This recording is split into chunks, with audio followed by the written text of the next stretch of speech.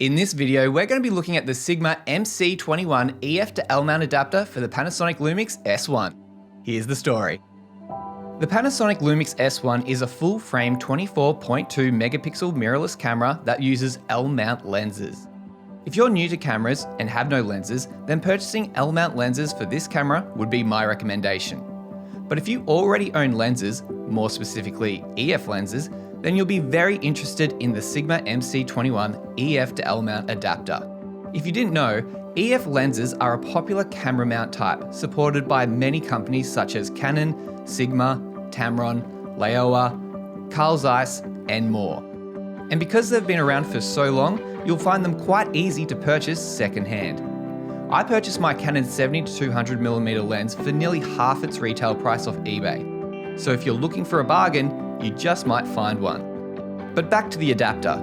This adapter lets you use your EF lenses on the S1, giving you iris control and single autofocus. Unfortunately, there is currently no support for continuous autofocus. This could change in a future firmware update, however, I wouldn't hold my breath. The adapter also comes with this tripod mount, but I've taken it off because I never use it. So how does this adapter perform? Well, it isn't perfect. The autofocus can be a little slow. Here's this example. Alright, so here's our first example. We're on the Canon 50mm f1.8, and right now I am clearly out of focus. Now in front of me, I've got my iPad and the LUMIX Sync app, and I can remotely control the focus, which is really handy. So I've got the camera set up to one area autofocus, and the box is over my face. So now I'm going to push the autofocus button, and the lens is going to do its thing. And it's still doing its thing.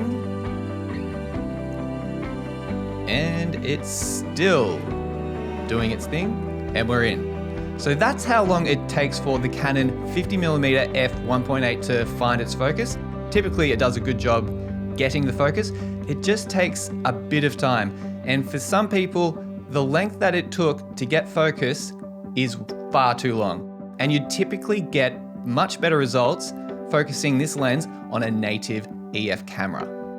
And now I'm on the Canon 70-200 f2.8 IS Mark II, and I'm clearly out of focus, so let's put it into focus.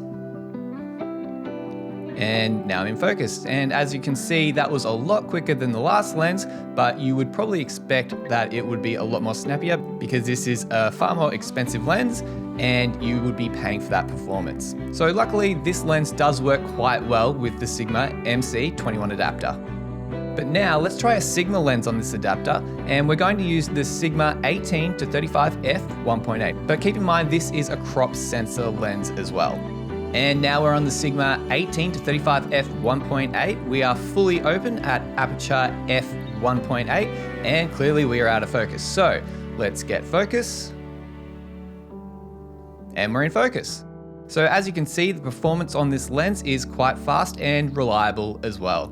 One good thing about this adapter is that when you attach lenses to it that are APS-C, specifically the 18-35 f1.8, I don't know if it does this for every single lens, but it could very well do.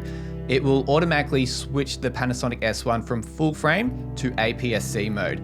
That then allows you to get the full image of the lens and not get this weird look which I'm showing you right now on the camera. This is really handy because then you don't have to dive into your menu and change things manually. It just does it automatically, which is great. But if you're manually focusing your shots, for example, taking a time lapse, then you won't really be bothered by the autofocus speed. So who is this adapter for?